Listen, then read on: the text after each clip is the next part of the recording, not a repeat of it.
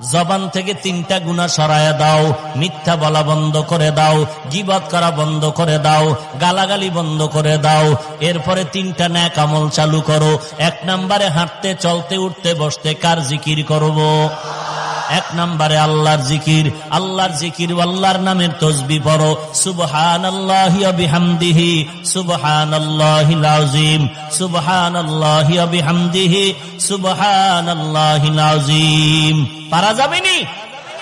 আল্লাহ আমাদের কবুল করেন। 2 নাম্বার, আল্লাহর জিকিরের পরে কোরআন তেলাওয়াত করো। আল্লাহর কোরআনের তেলাওয়াত। আল্লাহ পাওয়ার যত মাধ্যম আছে এর মধ্যে 2টা মাধ্যম বড় মারাত্মক গভীর। 1 নম্বরে নামাজ, 2 নম্বরে কোরআনের তেলাওয়াত।